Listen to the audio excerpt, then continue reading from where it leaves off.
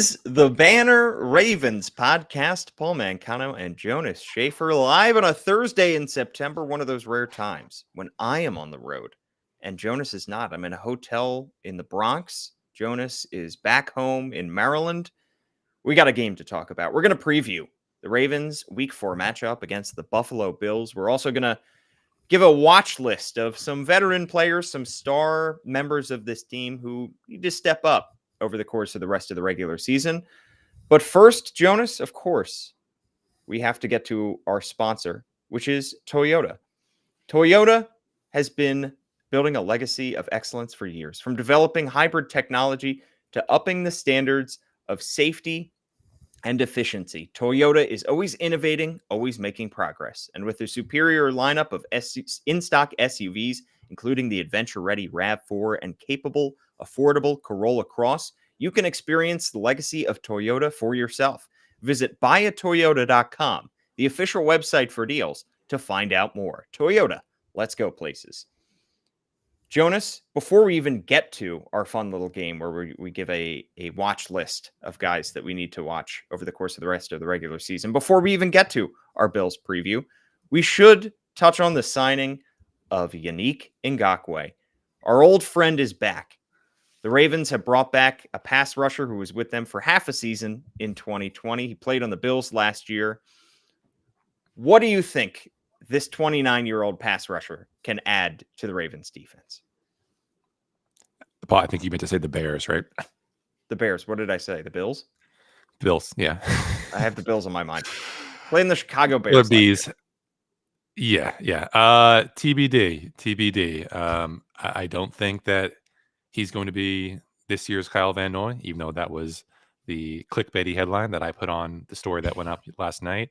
I don't think he's going to get Kyle Van Noy is sacks. still on the team. So Kyle Van Noy is this year's Kyle Van Noy. Unless Kyle Van Noy is this year's, I don't know. I should have had something better. He didn't, he had the season-ending ankle injury last year, which might have affected his readiness to get into a camp. He obviously just straight up didn't go to a training camp this past summer. He I think had visits with the Panthers, Dolphins, ultimately didn't sign. So he just waited it out, and he had some relationships with the Ravens coaching staff here. He said he goes way back with Chuck Smith, the pass rush coach. He actually played on the same Maryland team, Go Terps, as Matt Robinson, who's the assistant defensive line / outside linebackers coach. So there's that familiarity. Obviously, he knows Harbaugh from that stint in 2020. I think probably if we're going to isolate a variable for why he would be comfortable coming back now as opposed to 2021 or if Wink was still on that defense, I can't really remember. I think he was. It would have been that Wink's no longer here, and Ngakoue didn't really play at all in the biggest moments of that season. I think like 20 snaps or 21 snaps against the Titans in that wild card round win. I think he played just 20 snaps in that win against, or that loss to the Bills in the divisional round, that really wet and wild day where Lamar did not have his best game. So he's probably not anywhere close to the player that he was back then. He followed up that Raven season with a couple nice high sack years, but last year just 4 sacks for the Bears, had a very, very low pass rush win rate according to PFF, like one of the lowest in the NFL. So we've seen guys come to Baltimore and get rejuvenated. Obviously, you look at Kyle Van Noy, Jadeveon Clowney. I was very, very low on when he was coming over from Cleveland, but he turned into basically a Pro Bowl level player. So we'll see if he can have that same kind of turnaround here. I think it would probably have to be as a situational pass rusher, just because the only thing working right now for the Ravens is their run defense, and they obviously have a need to get some guys who can maybe generate some quick pressures up front. That's been an issue for them, especially in some of these second halves recently. So I'm pessimistic that he could be a dude on this defense, but maybe the homecoming, maybe the reunion with Chuck Smith, maybe just getting out of Chicago and into a more a better culture, a more stable environment could be good for him, and he could give this team some sacks. 14 games remaining. Let's say he's active for 13 or 14 of them. He stays healthy. How many sacks does Yannick Ngakoue finish with the Ravens? I don't know, like 3, not a lot. He had I think 4 that he I know. You just think about the Ravens' developmental needs up front. You wanna see if Tavius Robinson can give you anything. You have Adisa Isaac hopefully coming along soon. He, was obviously inactive for that game against the Cowboys, but uh, he flashed some nice athleticism in the preseason when he was able to play. And uh, I just don't know if Ngakoue is going to play enough snaps to get the kind of numbers that would warrant any kind of big deal or any kind of attention paid to him by offenses. It's just last year was rough for him, and then he broke his ankle, which is not an easy thing to come back from, especially a guy who's I think about to hit 30. So uh, low expectations, but DaCosta has done a good job, taking some of these roll of the dice players and having them turn into really, really productive players. It would be great for the Ravens if Yanni could be that kind of bounce back candidate. I'm just a little bit skeptical because of what happened last year, because of the injury, and because of some of the younger guys on this depth chart who might be a little bit more athletic at this point in their career and offer a little bit more to this defense. Yeah, I think it's a fine gamble though still to take because you don't need a very high ceiling for that guy because you still have high ceiling players like Adafe Owe who has looked good through the first 3 weeks of the season. You have the rookie Adisa Isaac. There's a David Ojabo has flashed, and if he can stay healthy, then maybe you have a long term piece there. So this is just kind of a gap filler for now, a situational pass rusher that kind of raises the floor of your pass rush in theory. And if he can stand up to the run, maybe he gets a little bit more play over the course of the rest of the regular season. All right, Jonas, let's look at our watch list for the veteran players on this team because the struggles through the first 3 weeks of the regular season for the Ravens could largely be pinned on some of the inexperienced players like Daniel Falalele, who's playing at guard for the first time, like Trenton Simpson, who's a full-time starter for the first time in his young career.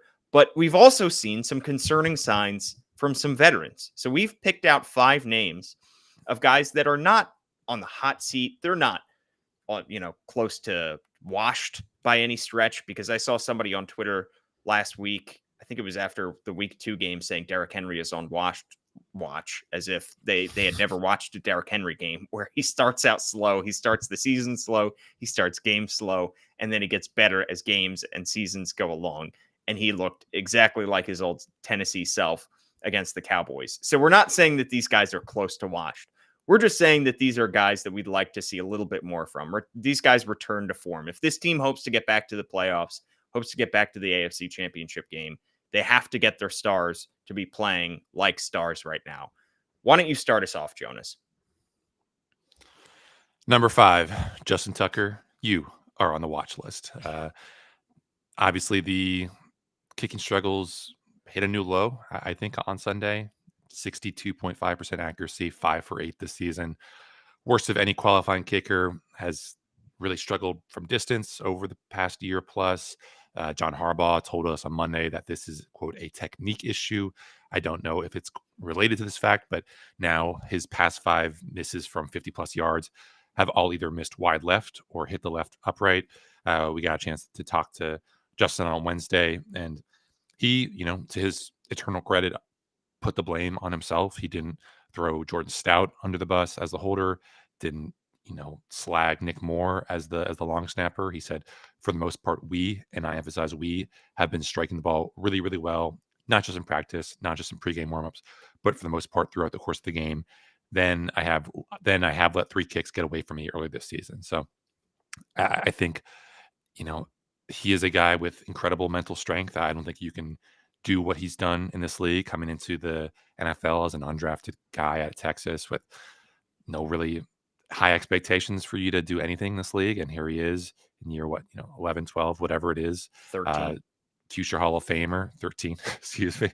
And it just seems hard to believe to me that a guy like that would let himself fall off, especially when we have seen the leg strength still be there. He said he feels like he's still striking the ball as well as he ever has. He obviously hit that 67 yarder or whatever it was in training camp. Not in the same kind of high leverage spots that he's now missing them in, but I do still think that he can have a cannon when he needs to. He's not going to be Brandon Aubrey level strength, but it's still going to be good enough. You see, Matt Prater in Arizona kicking the hell out of the ball at age 40. There's no reason that Justin Tucker, I think at age 33 or 34, wherever he is right now, couldn't be a guy who could consistently hit from 50 yards. It's just the problem is, when he's missed, it's been in really important high leverage spots. The 46-yarder versus Dallas, the Ravens won by 3, but it sure would have been nice if they had that extra cushion at the end. When he missed against the Raiders in week 2, they go on to lose by 3. When he missed the 53-yarder against the Chiefs, they lost by a touchdown. But maybe if you hit that earlier in the game, you can go for 2. After that in that fourth quarter comeback, and you put yourself in a situation where you don't need to hit Isaiah Likely at the end of the game to force overtime. You can just go for another field goal. The 44-yarder versus the Chargers in Week 12 in LA last season, the Ravens were only up by 3 late in the fourth quarter. They needed to turn away Justin Herbert at the end of that game to win.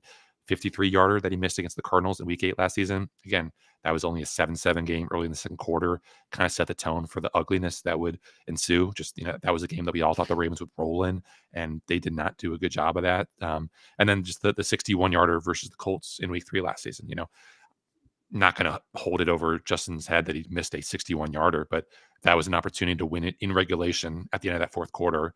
He couldn't make it, and the Ravens lost in overtime. So for a guy who's being paid as the NFL's second highest paid kicker, and I think that's going to be a theme throughout this segment, you are being paid big dollars to produce in big moments. Just hasn't been good enough, and I think Justin would be the first one to tell you that. Tucker turns 35 in November, but this is not a position in kicker where your athleticism drops off a table when you hit your mid 30s. And you said it, Jonas. His leg is still there. He still has the leg strength. It's just such a precise operation. And if one little thing goes wrong, then you're talking about something going 6 feet to the left. I did see a lot of people on Twitter trying to blame Jordan Stout, but like you said, Tucker himself was not quick to defend his holder. I think people are just looking for excuses at this point because it's hard to pin exactly his struggles on any one thing right now. The Ravens just haven't had to think about this. This hasn't had to be part of their game plan for a while. It's just been Mr. Automatic from, as far as 60 some yards. So now that he is struggling, it suddenly becomes a thought in the back of your mind when the Ravens get into field goal ranges. Well, this might not be as automatic as before. My next guy on the watch list, Jonas, someone who's been with the Ravens even longer than Justin Tucker, and that's John Harbaugh.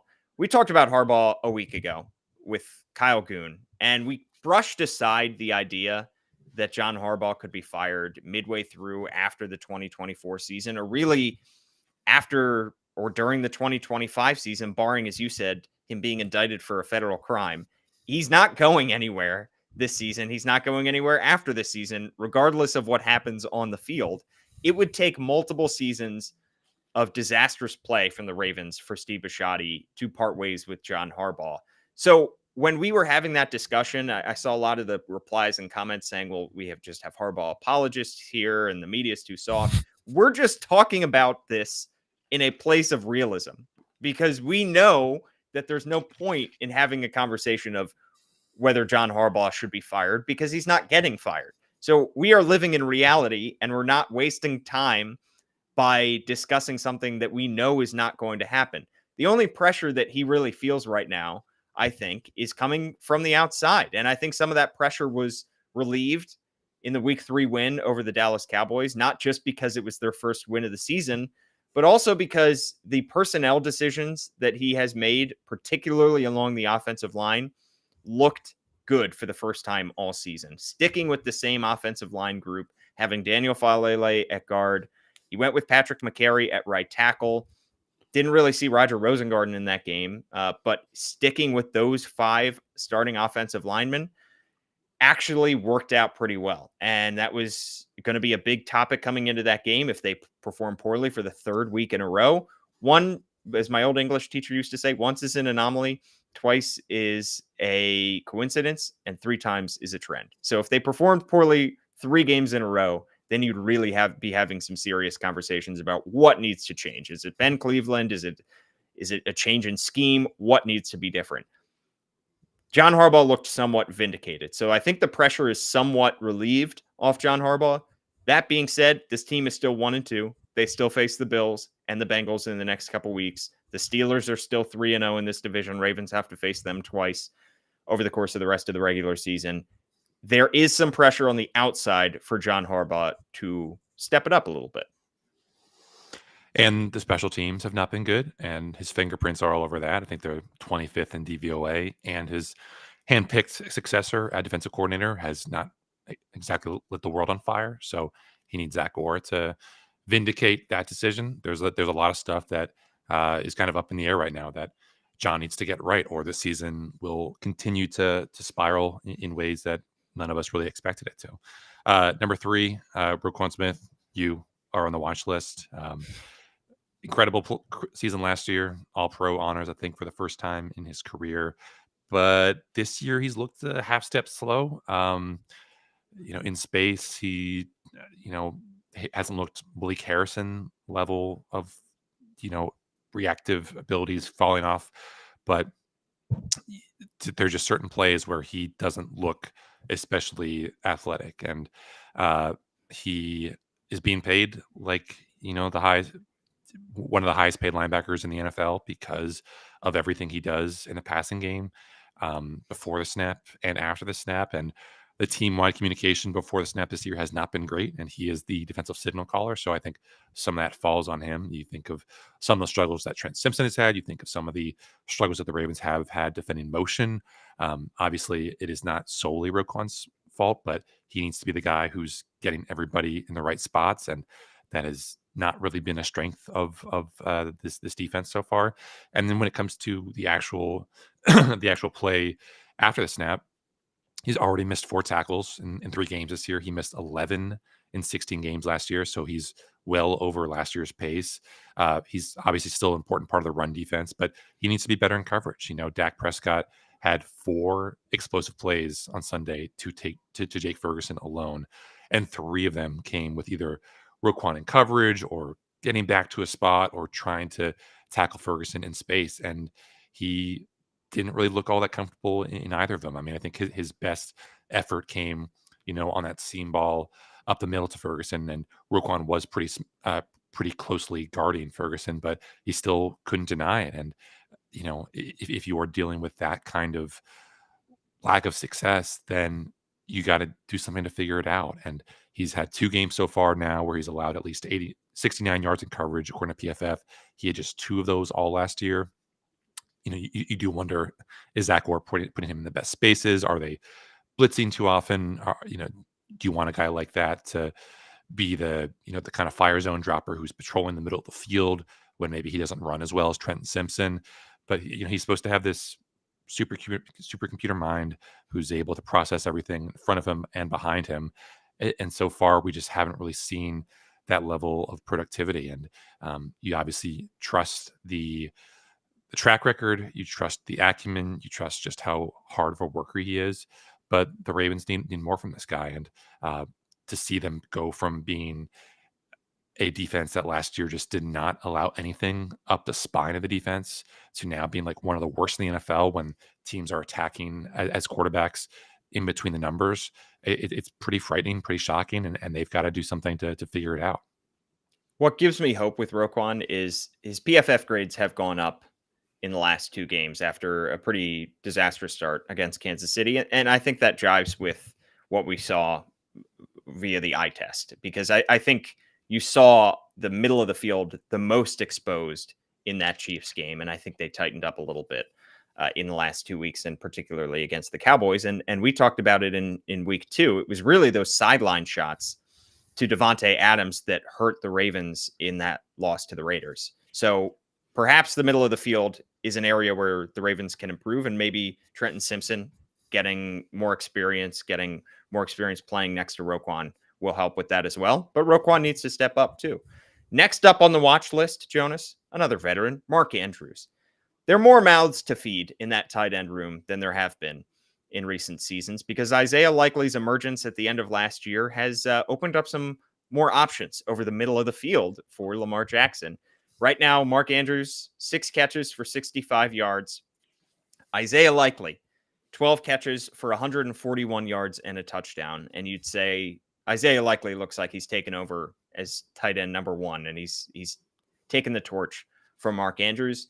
But also look at how the breakdown of those yards by week, because Isaiah Likely had 111 passing or receiving yards in week 1 to 26 in week 2 to just 4 in week 3. And from everything that we've heard from all the film studies, Mark Andrews was being doubled pretty heavily in that week 1 game. So that has surely contributed to this as well. I think this is going to be just a week to week thing to watch, is which of these tight ends is going to get more opportunities, is going to get more targets. But Mark Andrews is 28. Isaiah Likely is 24. Both these guys are only under contract through the 2025 season. Do you really want to be paying two tight ends heavy money? I know this is a team that invests heavily in tight ends, and that as long as Lamar Jackson is the quarterback, they're always going to involve tight ends in this offense very heavily. But is this a team that really wants to re-sign Mark Andrews for a high price tag and also re-sign Isaiah Likely for a high price tag and double down on tight ends? Or are they going to have to choose one? And that's why Mark Andrews is on the watch list. Paul, in your film study, does what you're seeing match up with the PFF separation scores, where Mark Andrews is the 6th best separator in the NFL right now, which was a stat that frankly blew my mind, by the way, ahead of him on that separation list, my guy, Rashad Bateman. Wow. I'm still keeping stock, Paul. You are. And Rashad Bateman has looked good through the first 3 weeks. He's looked a lot better through the first 3 weeks, I think we could say, than he did really at any point last year.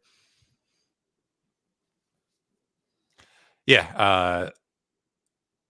I am curious to see where the Andrews snaps go, where the production goes, how he's used. He's being used more as a blocker now than he has, not just in the run game, but in the pass game as well. So we'll see. I think obviously what would help the Ravens tight ends the most is if this offensive line gets fully competent, so you can feel more comfortable about having, just 5-man protection units, and you don't feel like you need to throw in a 6th guy to chip someone, or to hang in there and have to double team a all-star edge rusher. But we'll see. Both Mark Andrews, Isaiah Likely, team first guys are not going to cause a fit, throw a stink about lack of touches, at least publicly. So it's gonna be interesting.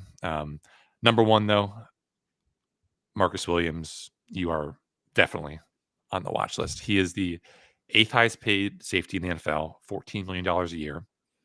And no safety in the NFL with over 100 defensive snaps this season has been worse, according to PFF. He's missing tackles at a higher rate now than when he was playing with a torn pectoral muscle last season. He has been not great in coverage. This was probably the most mind-blowing stat. He entered this year, Paul, having given up 1,099 yards total in coverage over his 7 NFL seasons. After 3 games this month, he's on pace to give up 861 this season alone. So we are talking about a historically bad start to the year for him. And the confusing thing is, he was good in training camp. I'm not sure what happened. He doesn't look like himself. He's playing more in the box than ever in his career. I think that's something to ask Zach Orr about, why this guy who was the quintessential center field safety, the guy who gloved up everything deep, is now being asked to cover tight ends more, is now asked to do more run fits. There were just, there's a couple plays that stick out in your mind as being why couldn't he have done more? Or he's being hung out to dry by a pass rush that has not been as productive as needed to be. He got abused by Jake Ferguson on an in-breaking route over the middle against Dallas. He kind of got boxed out by Brock Bowers on that long deep shot from Gardner Minshew, where he scrambled and found him downfield for 40 yards. But the Ravens need someone to help limit explosive plays. They're having one of the worst explosive pass play rates in the NFL against wide receivers this year. And you would think that Marcus Williams, with his track record and everything we saw in training camp and everything we saw from him when he was healthy in Baltimore, would be a great answer for stopping all of the nonsense that we've seen downfield, but it just hasn't been that way. And, Marcus is not exactly a media friendly guy, so we haven't had a chance to talk to him much this year, but something needs to change, because I think the Ravens have potentially other options if you want to throw some back there, maybe get more versatile with your safeties and do something to fix this pass defense, which has been not very good. They don't have many other options if they want to move on from Marcus Williams financially in the near term, however, because he is under contract through 2026. So they're paying him a significant amount of money for the next 2.5 seasons. When you say other options, are you talking about Ardarius Washington? What do you think the Ravens could do different? Yeah, I think obviously Eddie Jackson is not going to have a Geno Stone type career, type year at this point in his career. He's been okay, ups and downs for him, but you can throw Ardarius Washington back there. Obviously Kyle Hamilton is the ultimate Swiss Army knife where you can ask him to do whatever. TJ Tampa hasn't really played at all this year, and I think the Ravens want to give him a shot first at cornerback. But I think there was some speculation from folks uh, about him potentially being a safety because he doesn't have that elite speed, and he's a good tackler. Can play the ball well enough. Obviously, none of them have anywhere close to the resume that Marcus Williams does, but this has been 3 straight bad weeks from him. And if Josh Allen, who we're about to talk about in a second here, just lights up that Ravens secondary over the middle, downfield, the pressures can be on for the Ravens to figure out exactly what the hell is going on with this Ravens safety group that we thought was going to be, top 2 and not 2. Jonas, you're excellent at teeing me up for these transitions. You really, that's perhaps your strongest suit on this Banner Ravens podcast, because let's talk about their week 4 game against the Buffalo Bills, not the Chicago Bears. I'm not going to get them confused this time. The Buffalo Bills on Sunday Night Football at 8:20 p.m. on NBC. Jonas, the Ravens are favored by 2.5 points. This is the first time these two teams are meeting since week 4 of 2020, when the Bills erased a 20-3 deficit to come back and win 23-20. You know who started at left tackle in that game, Jonas, 2 years ago? Daniel Falele. And he actually looked okay, I think. Handled Von Miller pretty well. Yeah. Although, Von Miller, talk about on watch. We're talking about a Bills team that has garnered plenty of hype through the first 3 weeks.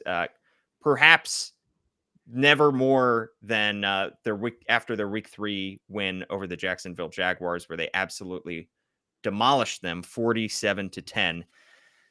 This is a Josh Allen led offense that is putting up a lot of points, despite the fact that they're missing Stephon Diggs. And we're talking about Josh Allen as perhaps through 3 weeks, itty bitty sample size, but perhaps the favorite for MVP right now. Yeah, I don't know if there's a unit in the NFL right now better than the Bills passing offense. They are number 1 in overall offensive DVOA. They're number 1 in passing. Their passing DVOA right now, according to FTN, 98.3%, which means they are considered 98.3% better than the average passing offense. The Ravens are number 3 in passing DVOA, and they're only, at 54%. So that gives you a sense for just how stratospherically good Josh Allen has been this year. He's just been a dude in every which way. He has 6 big time throws according to PFF. He has been sacked just twice this year. I think probably the most daunting part about the Ravens facing him is, there's PFF keeps track of something called pressure to sack rate, which is basically how often do pressures of a certain quarterback turn into sacks. The best rates over the past 4 years have been 10%, 10.1%, 10.6%, 9%.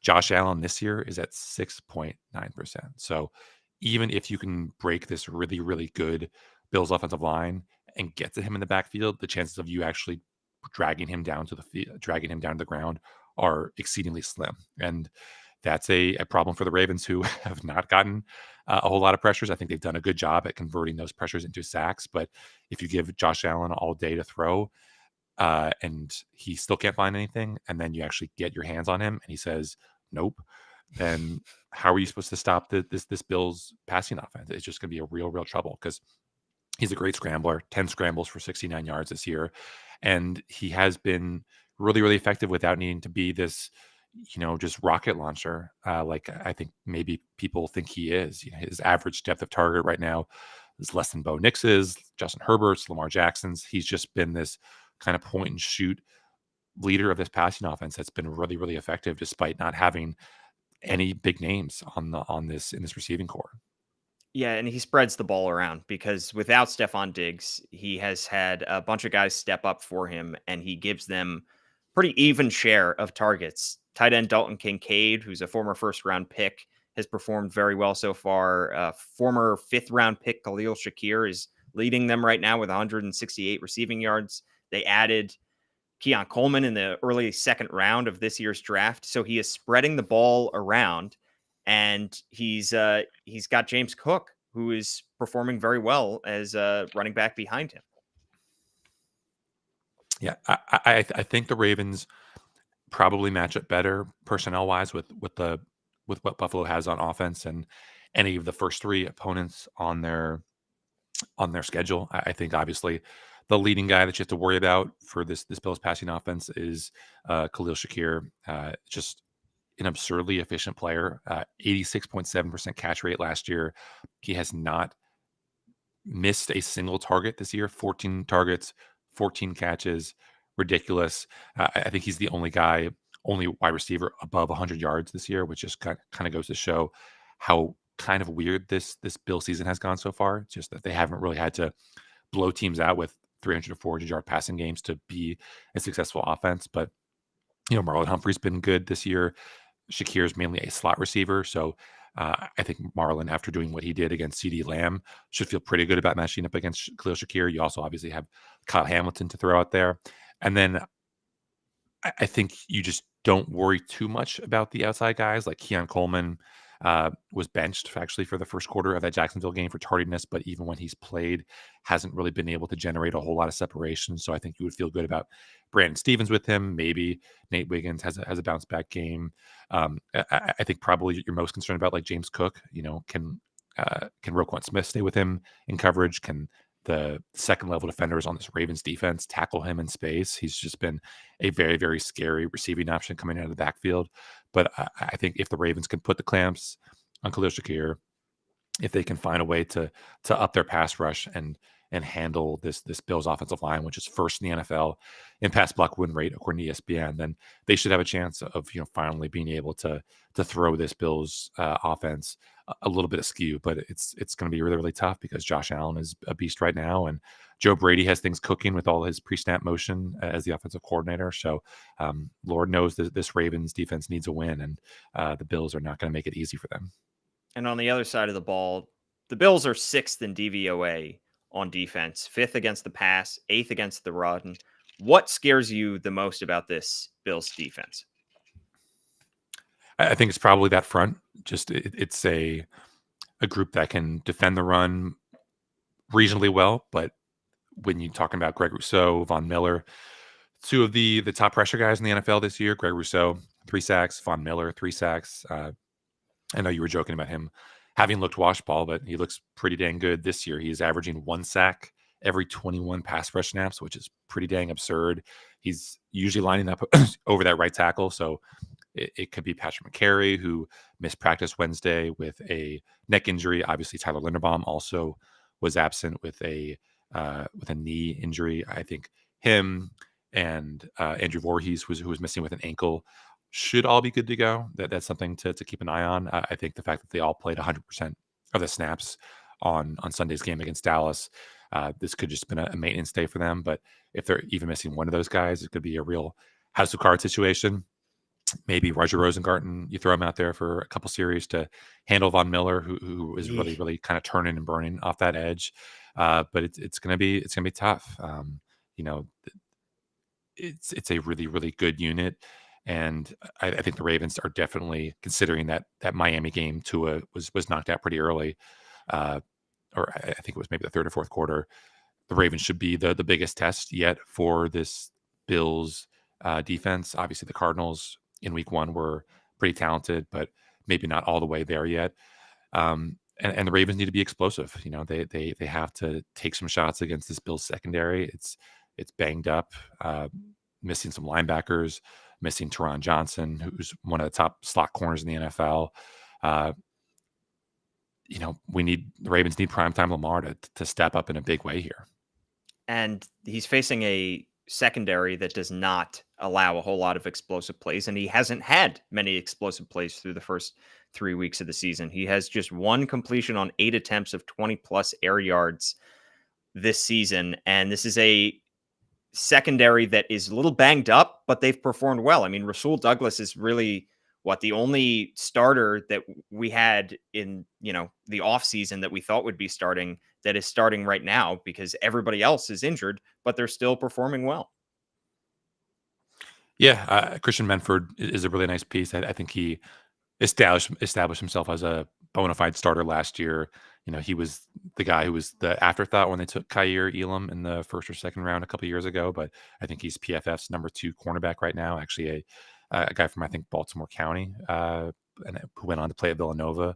Been really, really good this year. I think what I'm interested in is Buffalo is going to play with a lot of light personnel. They pretty much refuse to play in anything but nickel personnel, which is 5 defensive backs on the field. They'll occasionally play some dime. And what did the Ravens do against the Dallas Cowboys? They lined up in 22 personnel. They lined up in 12 personnel, 21 personnel. They said, we want you to play in base personnel, which is just 4 defensive backs. We want you to throw as many linebackers on the field because we like our chances of Lamar getting to the side, or Derrick Henry getting up the middle, or maybe throwing a play action fake and getting into space. And if the Ravens can establish the run against this Bills team that is going to be a little bit outweighed in terms of just the personnel that you see, if the Ravens do indeed want to go heavy, it's going to be interesting because Buffalo is very set in its ways about how they want to defend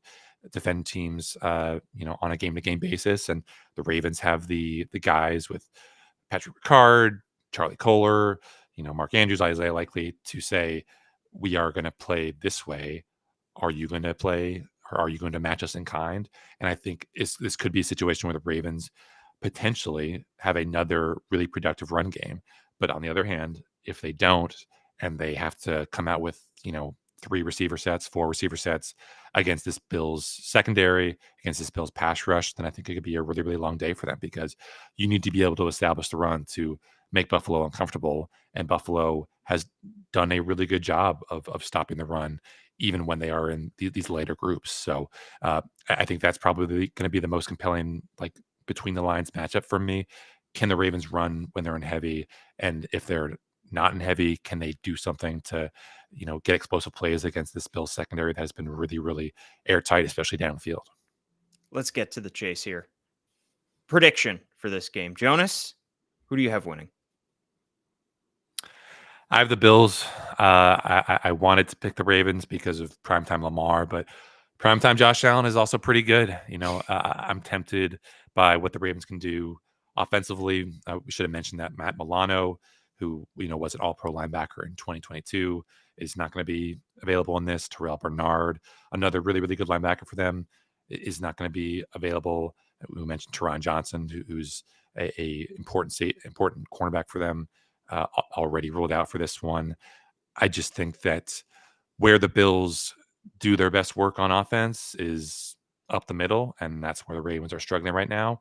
And you put Greg Rousseau on one side and Von Miller on the other, against this Ravens offensive line that might be a little bit banged up, a little bit more banged up than we think, then that could be a potential recipe for disaster. I don't think this is going to be a blowout, although it wouldn't surprise me. I just feel like where this Bills offense is right now, where this Bills defense is right now, the confidence that they're playing with, despite the litany of injuries that they're dealing with, is really impressive and leaves me feeling better about their chances than the Ravens. So yeah, I'm going with Bills 26, Ravens 24. This is going to be a little bit of a heat check for me, but I am predicting the Ravens to win this game 24-17. I just think the hype train for this Bills team is running a little bit too far away from the station right now. And I do think that Josh Allen should be in so long as he stays healthy, should be in the top 5, top 3 for MVP voting by the end of the season. But the Ravens have the guy that just won it last year. I think that the Ravens are going to get back to 500 with this game. And you know how good I've been with predictions, with score predictions so far this season, Jonas. So 24-17 is my prediction. You can, of course, read everybody's predictions. Kyle Goon and Gianna Hahn and Chris Corman and Brandon Weigel will all have our predictions on the BaltimoreBanner.com, where you can subscribe $1 for 6 months. And you guys will all have plenty of great coverage as we get close to Sunday. Please like, rate, review, subscribe. If you write us a good review, I will read it out here on the show. Thank you so much for tuning in. At Jonas_Shaffer is Jonas's Twitter handle. I am at Paul Mancano. We'll be back probably in the wee hours of the morning on Monday. After that Sunday night football game, we'll be coming live from a probably darkened, empty M&T Bank Stadium, but we will have a post-game podcast for you from M&T Bank Stadium, as always. For Jonas Shaffer, I'm Paul Mancano. Thanks so much for tuning in.